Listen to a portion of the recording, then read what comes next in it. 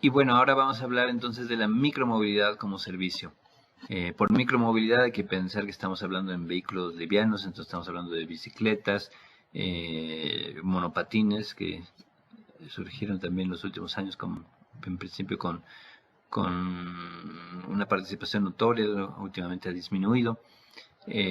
Motonetas, ¿no? Estas motonetas en muchos casos pueden ser eléctricas, aunque no necesariamente, etcétera, ¿no? Pero estamos hablando de vehículos livianos, no de automóviles o vehículos de mayor tamaño.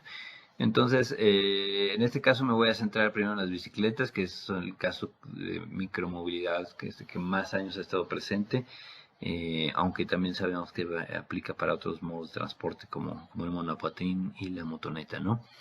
Eh, el primer experimento, digamos, de bicicletas compartidas surge en 1965 en la ciudad de Ámsterdam, donde a un grupo de gente se le ocurrió que, bueno, podrían simplemente colocar una serie de bicicletas pintadas libres a lo largo de la ciudad para que cualquier persona las pudiera usar, ¿no? Y con la idea de que si ponía suficientes bicicletas como para que siempre hubiera bicicletas disponibles, pues nadie tendría por qué robárselas, porque ¿para qué quería robarte una bicicleta de estas si en realidad siempre podría haber una disponible cerca de ti, ¿no? Entonces, pues la idea en cierta forma es bastante interesante. Al final no funcionó porque, claro, algunas bicicletas de todos modos desaparecieron, otras tuvieron problemas de mantenimiento y con el tiempo se volvió menos confiable este sistema y el proyecto finalmente fue abandonado, ¿no? Pero se reconoce como el primer ejercicio de movilidad compartida tal vez en la historia, ¿no? Bicicletas que simplemente podían estar, porque inundar la ciudad con bicicletas, es decir, el que quiera la toma, la deja en algún lugar seguro y ya está, para que otra persona más la tome. En principio no tendría por qué no funcionar, aunque claro, ya vemos que en la práctica siempre es un poco más difícil. Pero esta idea, aunque por muchos años no se retomó, realmente es como la base de todo esto y con tecnología pues se ha ido tratando de pulir y de cubrir algunos de los aspectos no funcionales, digamos, de esta propuesta. Eh, pero este es el origen o la primera vez que se presentó este tipo de idea, ¿no? La segunda ocasión surge, y por eso, perdón, regresando se le llama esto primera generación, ¿no? De la micromovilidad como servicio.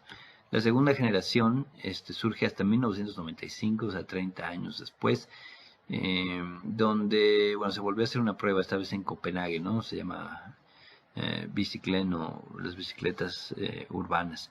El sistema fue gratuito, basado en estaciones, entonces ahora ya no se dejaban las bicicletas como en este esquema de Ámsterdam en cualquier lado al azar, sino que había estaciones. En las estaciones uno tenía que poner una moneda para liberar la bicicleta y uno tenía que dejar la bicicleta en la misma estación donde la tomó o en alguna otra estación donde hubiera un espacio con una moneda dentro y al colocarla uno en su lugar, uno recuperaba la moneda que había sido dejada, ¿no? Entonces, como depósito que poníamos, que en realidad no cubría el costo de la bicicleta para nada, pero de alguna manera, pues recuperábamos el depósito al devolver la bicicleta y esto incentivaba un poco a que no dejáramos la bicicleta tal vez a 10 metros de la estación cuando podíamos regresarla a la estación y recuperar nuestra moneda, ¿no? Entonces, bueno, este sistema funcionó por bastante más tiempo, ¿no? Operó hasta el año de 2012.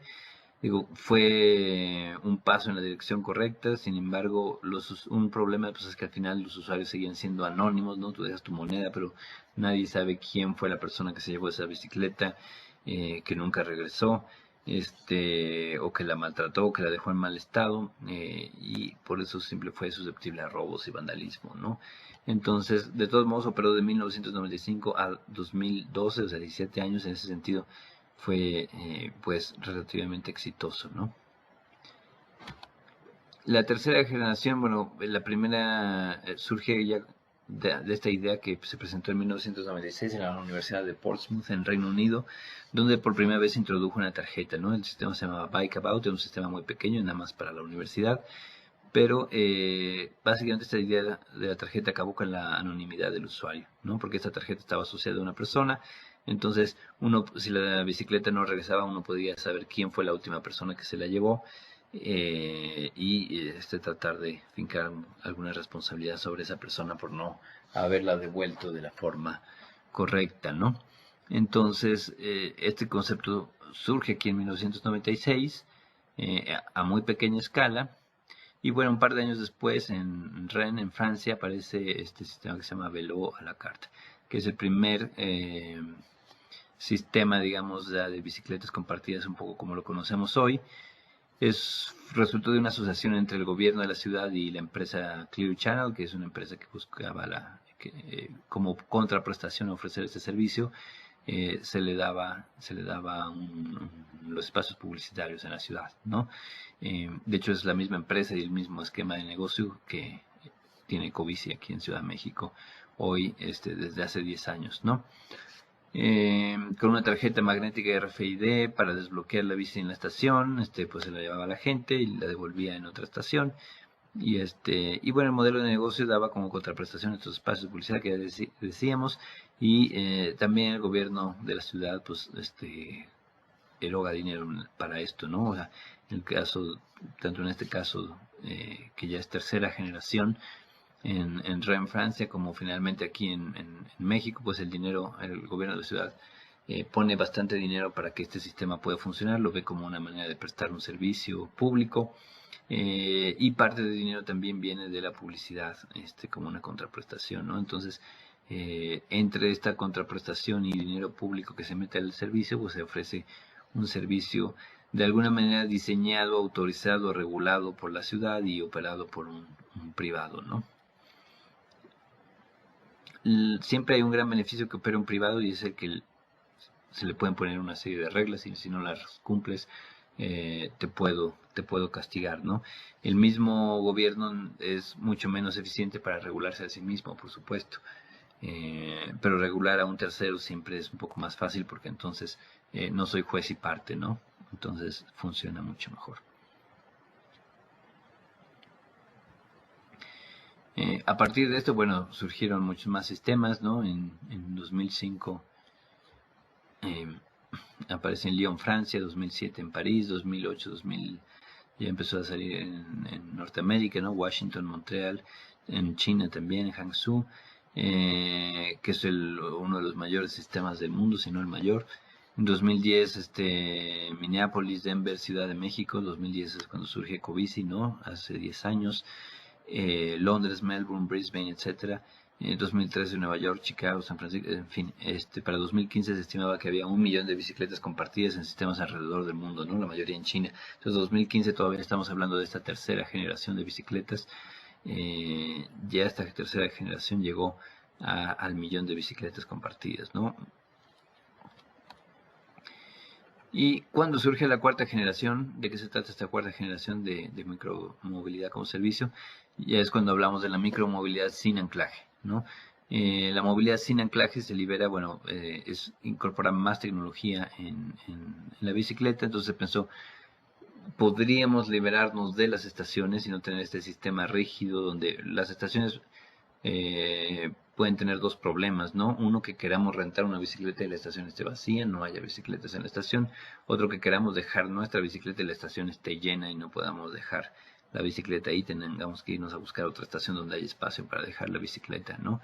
Entonces, también donde se ubican estas estaciones, pues no siempre termina siendo el lugar más práctico para todos los usuarios, etcétera. Entonces se pensó, bueno, podríamos liberarnos de este concepto de estaciones si incorporáramos más tecnología en la bicicleta para poder bloquear la bicicleta desde sí misma, ¿no?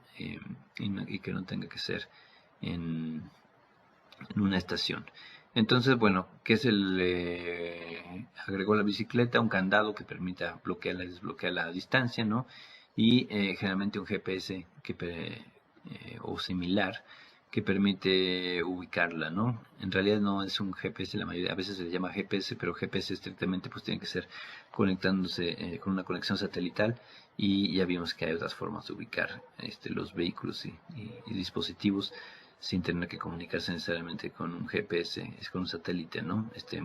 Generalmente a través de las redes de celular. El antecedente, bueno, fueron los sistemas de renta de bicicletas, ¿no?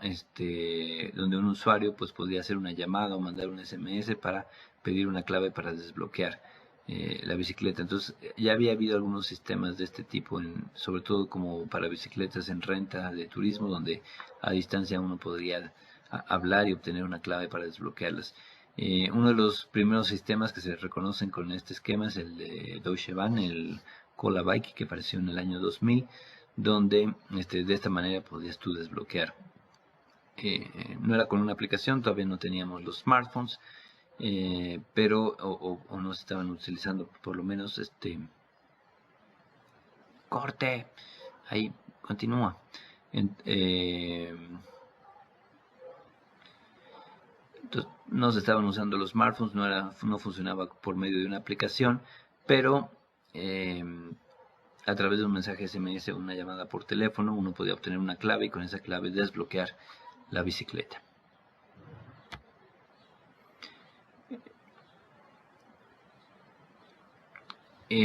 Avanzando más en este tema, por ejemplo, cabe hablar de una de las primeras empresas que entró en este nuevo esquema de negocios. Fue esta que en principio se llamaba Social Bikes o SOBI, que se abreviaba, ¿no? Y después se convirtió en Jump. Esta empresa Social Bikes fue fundada en 2010 por Ryan Sepecki y bueno, innovaron el modelo de negocio con este concepto de lo que ellos llamaban un Smart Bike, ¿no? Que incorporaba toda esta tecnología. Entonces, bueno, primero que nada, pues trabajaron en un candado que pudiera liberarse a distancia, ¿no? Para esto, pues dentro de la bicicleta se tenía que incluir un receptor celular, como en este caso utilizaron el Motorola H24, aunque hay otros, ¿no? Y a través de la red celular uno se podía comunicar con con el candado, con el vehículo, como queramos verlo, para bloquear y desbloquear la bicicleta, ¿no? Una vez que se trabajó en este concepto del candado que podía controlarse a distancia por medio de este receptor celular, entonces pues se incorporó a la bicicleta y luego se desarrolló un software para poder utilizarlo, ¿no? Ya en 2010 ya se hacía todo esto a través de apps, aunque no todo el mundo tenía un smartphone en este momento, todavía no tenía la penetración que tiene hoy en día, pero ya existían, entonces una de las posibilidades era hacerlo por medio de una app, pero se ofrecían otras alternativas pensando que todavía no todo el mundo utilizaba este tipo de tecnología, ¿no? Entonces así trabajaron desde 2010 hasta 2013 cuando sacaron básicamente su primer prototipo, ¿no? Aquí cabe aclarar que hoy en día pues las Jump las asociamos con bicicletas eléctricas, pero en 2013 pues no estaban manejando todavía bicicletas eléctricas. De 2013 a 2016 el modelo de negocio no implicaba operar un sistema de bicicletas público o compartido, sino de vender las bicicletas y su tecnología a las ciudades. Todavía se estaba bajo este esquema donde las ciudades estaban acostumbradas a financiar este tipo de servicios para ofrecerlo como un servicio público, ¿no? Entonces lo que esta empresa hacía es ofrecer la bicicleta a la ciudad o a un operador que quisiera operar un sistema de este tipo. Entonces, por ejemplo, en 2016 alcanzaron este proyecto icónico en Portland, en Oregon, que llamaban Biketown, junto con las empresas Nike y Motivate, ¿no? Nike era el patrocinador, ponía algo de dinero, Motivate era un operador y el gobierno de la ciudad también ponía algo de dinero y regulaba y participaba en el diseño de todo este sistema, ¿no? Entonces era operado por Motivate, pero con financiamiento tanto público como privado a través de la publicidad de esta marca, ¿no? Entonces hasta 2016 era el esquema de negocio que seguían, no estaba, esta empresa simplemente se dedicaba a diseñar bicicletas y tecnología, no a operar los sistemas, pero en 2017 aparecen también Mobike y Ofo primero en China y luego se empiezan a extender internacionalmente. Y lo que ofrecen estos servicios que traía Mobike y Ofo era pues que la ciudad no tenía que desembolsar un solo centavo. En principio pues esto era atractivo para la ciudad porque evidentemente eh, si yo no tengo que pagar por ello, pues mejor, si no se tiene que usar dinero público. Pero el problema es que la ciudad tampoco era en muchos casos consultada o no era partícipe del esquema.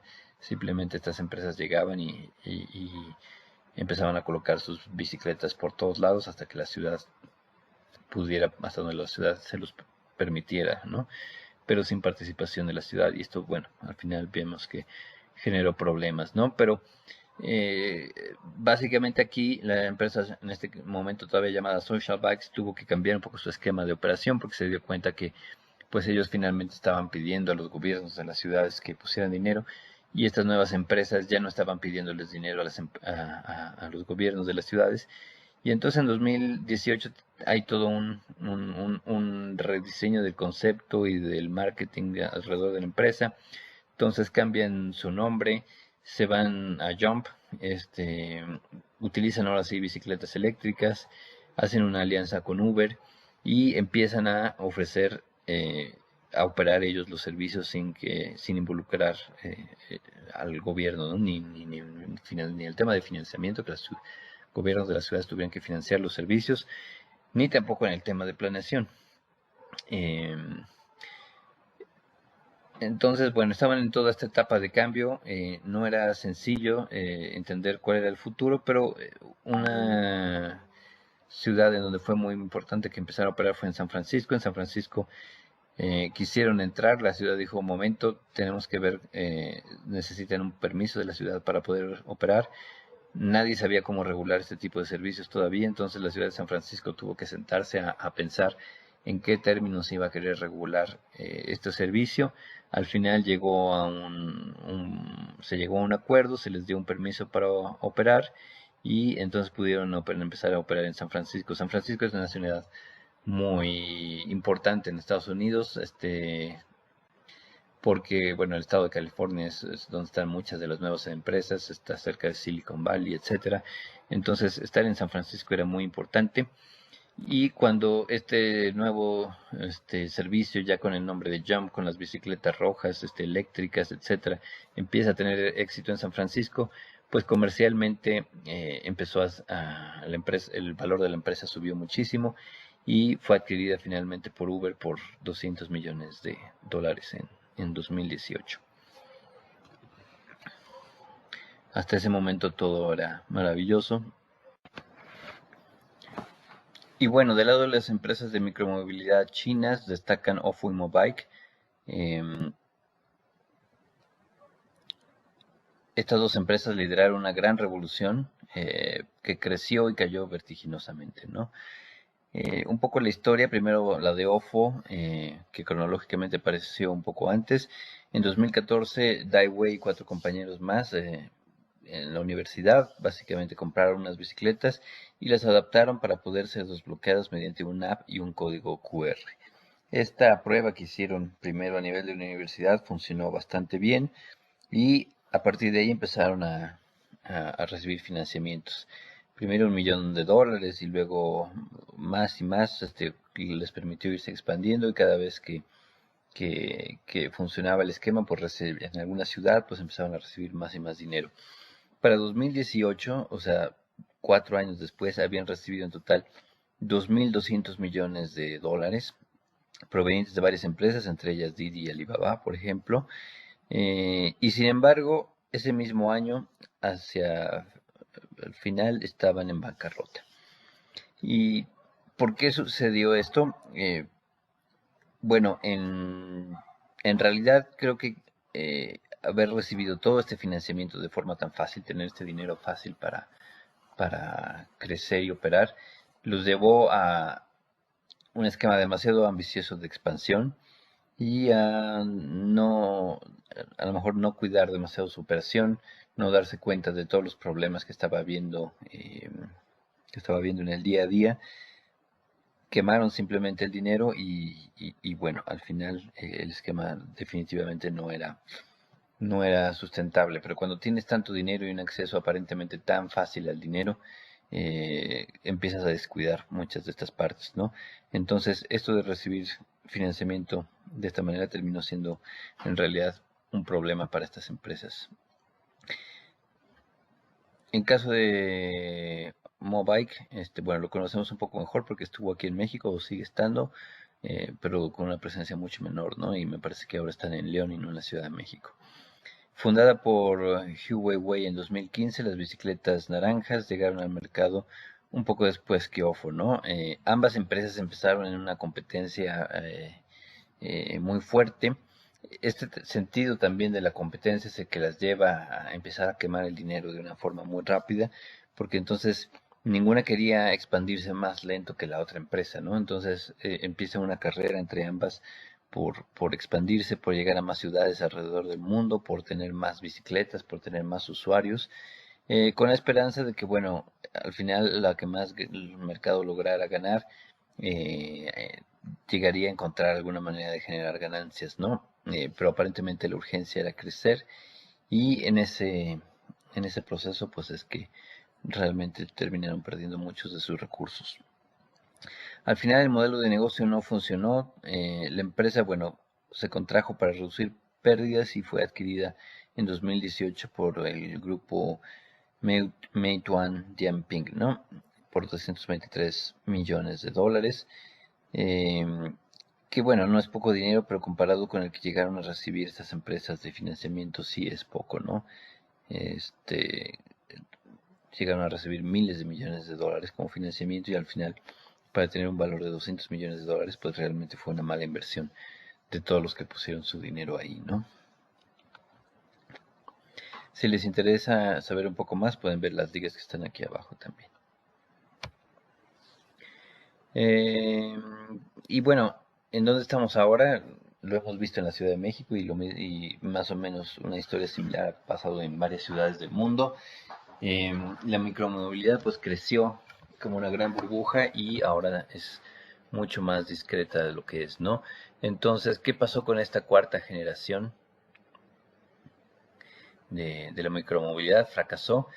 Creo que hay lecciones que aprender, ¿no? Definitivamente el tema de los esquemas de financiamiento que estaban obteniendo estas empresas no eran los adecuados, generan burbujas y generan una inversión exagerada y una presencia exagerada de bicicletas en nuestras ciudades, que al final no es sustentable, ¿no? Ni sustentable, en este caso me refiero a la parte financiera del negocio, ¿no? Además de otros aspectos.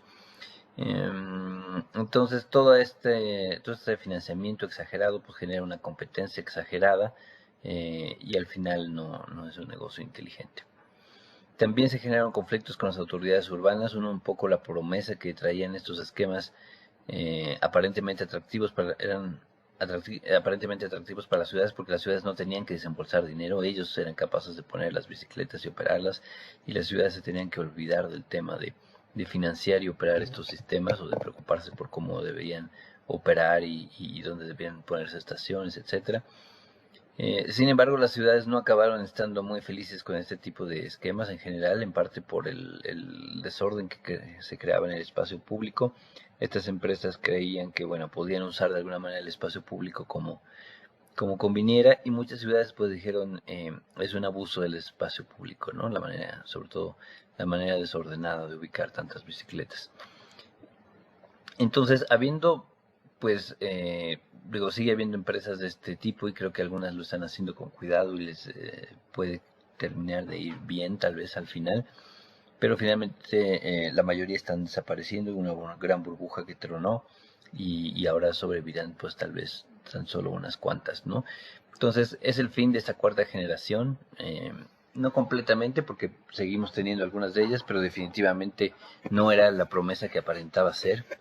Y ahora tenemos que replantearnos si tendrá que venir una quinta generación que tal vez sean, no sé, sistemas híbridos, trabajando un poco más de la mano de las ciudades, acabando poniendo un poquito más de lado el capital de riesgo que financió a estas empresas de forma poco inteligente.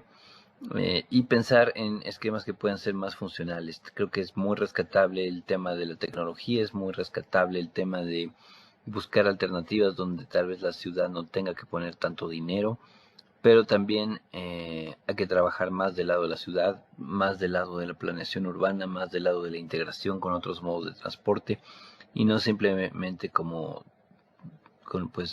como un negocio voraz que trata de crecer sin entender el sentido de las ciudades y ver cómo pueden integrarse y generar el mayor beneficio para los usuarios y para el funcionamiento de la ciudad, ¿no? Entonces, hay que pensar un poco en cómo podría ser esta quinta generación, donde no nada más la tecnología juegue una parte, que creo que la tecnología es muy buena, pero tenemos que pensar también en todos estos aspectos operacionales y de integración con la ciudad.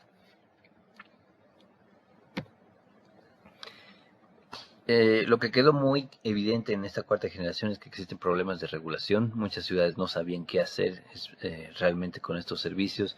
Debían prohibirlos, debían limitarles. En muchas ciudades se pusieron límites. No puedes traerme 20.000 bicicletas, te voy a dejar poner que traigas 2.000 o 3.000 o las que sean. Pero es difícil poner estos criterios, ¿no? ¿Por qué 2.000? ¿Por qué no más? ¿Por qué no menos? En realidad no existía un criterio claro, ¿no? Eh, Deberían permitírseles a las bicicletas quedarse en cualquier lado o no. Había mucha controversia en ese sentido, etcétera, ¿no? Entonces, y bueno, estos problemas de regulación no es nada más de las bicicletas sin anclajes, en realidad surgen los mismos problemas con mucha de la movilidad como servicio, eh, compitiendo con otros gremios de transporte, etcétera. Entonces, creo que lo que finalmente pasó aquí es que por mucho tiempo el transporte en las ciudades no tuvo grandes cambios, o sea, teníamos los mismos modos de transporte, el metro, el autobús, la bicicleta personal, eh, que por supuesto caminar, la motocicleta, etcétera. Y si tal vez en el año 2000 nos preguntaban cómo iba a ser la ciudad dentro de 30 años, pues nos hubiéramos imaginado un poco más de lo mismo, ¿no? Tal vez mejor planeado, tal vez mejor organizado, pero pensábamos que íbamos a seguir con autobuses, con metro, con coches, con lo mismo, ¿no? Eh, y ahora nos damos cuenta, nos llegamos a una etapa en que estos cambios tecnológicos permitieron ofrecer servicios de una forma muy distinta. Además llegan estas olas de electromovilidad, llegan otros aspectos y no estaba acostumbrado el gobierno ni a tener que regular esta cantidad de nuevos servicios, ni se entendía muy bien cómo debían aprovecharse y vincularse, integrarse con otros sistemas, cómo beneficiar al usuario, cómo negociar con otros actores que podrían tal vez no estar siendo o no se estaban viendo beneficiados de estos nuevos sistemas, ¿no? Etcétera. Entonces, pues los gobiernos en general han sido lentos para legislar, ¿no? Y mientras que la tecnología y los modelos de negocio han evolucionado muy rápido en los últimos años. Por eso, aquí en esta liga que ven aquí a la derecha, se hacen un ejercicio teórico de cómo deberían responder las ciudades hacia nuevos sistemas de transporte, ¿no? Y plantean un caso eh, absurdo, tal vez, o como el de las alfombras voladoras, ¿no? ¿Qué pasaría si mañana aparecieran alfombras voladoras en nuestra ciudad? Eh, Deberíamos integrarlas en nuestro sistema, deberíamos permitir que la gente se moviera en alfombras voladoras o deberíamos prohibirlas, deberíamos regularlas, cómo si las debiéramos regular, cómo lo íbamos a hacer. O sea, este ejercicio es un ejercicio un poco de imaginación, evidentemente es un caso absurdo, pero llegarán sistemas de transporte a nuestras ciudades que no tenemos pensados hoy en día y eso sí es un hecho. Y entonces tenemos que hacer este tipo de ejercicios como para ver cómo podemos adaptarnos, cuáles deben ser estos criterios para regular nuevos servicios de transporte que aparezcan. Al final creo que las ciudades deben pensar por encima de todo en los usuarios, antes que no sé, en los gremios o en otros aspectos al que giran alrededor de la movilidad, ¿no? Siempre todo debe centrarse en el usuario y si algo beneficia al usuario, entonces debe verse cómo aprovecharlo, ¿no? Por supuesto, no siempre es fácil, surgen conflictos que hay que solucionar, pero siempre nuevas alternativas, si brindan algo positivo al usuario, deben ser consideradas, ¿no? Ok, otro de los problemas que se tienen es todo el tema logístico alrededor de estos vehículos, ¿no? Desde los vehículos tipo taxi que tienen que hacer todos estos kilómetros en vacío para reposicionarse y volver a poder ofrecer un viaje a un nuevo cliente, pues todos estos son kilómetros en vacío que a lo mejor no generan un costo demasiado alto para la empresa porque pueden cubrirlo, pero están generando congestión al moverse vehículos en vacío por la ciudad. Y en el tema de la micromovilidad, pues también hay mucho reposicionamiento de los vehículos que tiene que hacerse, ¿no? Llevar los vehículos de donde están a donde está la demanda. Entonces, a veces tienen que ir estas camionetitas o camioncitos que recogen eh, eh, a los monopatines o bicicletas para llevarlos a donde deben estar. Y si son eléctricos, pues hay una dificultad adicional que es la de recargar, llevarlos a recargar las baterías o cambiar baterías si son este tipo de sistemas en donde se puede sacar y cambiar una batería, ¿no? Entonces esto de cambiar baterías, puede ser un poco más práctico porque no hay que llevarlos a un lugar específico para cargarlos y luego volvérselos a llevar de ahí. Pero no todos los vehículos lo pueden hacer y también hay un cierto riesgo ahí de que se puedan robar las baterías y es fácil sacarlas, ¿no? Entonces no es sencillo hacer toda esta logística y si bien las bicicletas eléctricas o los monopatines eléctricos son sustentables porque no contaminan de forma directa, pues de forma indirecta toda esta logística pues sí está contaminando porque a veces se hacen vehículos de motor de combustión interna y están generando tráfico, etcétera. Entonces socavan un poco pues estos objetivos de sustentabilidad que aparentemente o que en principio tendrían estos modos de transporte, ¿no? Y representan también para las empresas un alto costo que al final tienen que transferir al usuario. Entonces, en principio uno pensaría que usar una bicicleta, un monopatín de estos debería ser eh, más barato que irnos en taxi, en un taxi tradicional, pero luego resulta que no lo es porque hay muchos de estos sobrecostos logísticos que al final pues se tienen que trasladar al usuario y nos termina costando más o menos lo mismo movernos en un monopatín que en un auto, cuando pues un monopatín es mucho más eficiente y eso debería verse reflejado en el costo, ¿no? Algunas empresas buscan solucionar algunos de estos problemas, ¿no? Ofreciendo, no sé, estaciones para distintos sistemas que pueden ser compartidas, protegiéndolas del vandalismo y permitiéndoles recargar baterías, etcétera. En ese tenor tenemos el caso de la empresa Wheeling Mobility, entonces les recomiendo ver también este video que tenemos la liga ahí abajo, ¿no? Y bueno, con esto terminamos esta clase. La tarea para esta semana es revisar primero los videos de Robin Chase. Por ahí puse, me parece, unas 4 ligas. Al menos revisen 2 de ellos y resuman de media a una cuartilla lo que más les llamó la atención de los videos que hayan visto de Robin Chase. También vean el video que acabo de comentar de Wheeling Mobility que resume, y resumen qué problemáticas de la industria crees que esta propuesta podría solucionar, cuáles no está resolviendo y bueno, al final qué problemas podría generar si fuera el caso, ¿no? Tal vez a veces algunas soluciones solucionan unos problemas pero generan otros, entonces si encuentran este tipo de cosas pues también mencionarlas, ¿no? Y finalmente, respecto al tema de regulación de los servicios de transporte, lean este artículo de Magic Carpets and the Way We Think About Transportation Policy, es decir, alfombras mágicas y la forma en la que pensamos acerca de la política de transporte, y hagan un resumen también de media cuartilla a una cuartilla de los principales puntos y su opinión. Entonces, los videos de Robin Chase, la mayoría están, de los 4 que vienen ahí, 3 al menos están con subtítulos en español. Hay uno el otro lo pueden ver con subtítulos en inglés. Si no los ven, pueden activarlos. Abajo en la imagen de la derecha ven el botón de herramienta. Ahí le ponen subtítulos y eligen la opción. En caso de que no haya subtítulos en español, pueden activar los subtítulos en inglés generados automáticamente y al menos lo pueden leer en inglés, ¿no? Para un poco mayor facilidad, si lo necesitan. El video de Wheeling Mobility también está en inglés, pero lo pueden ver con subtítulos en inglés para facilitar.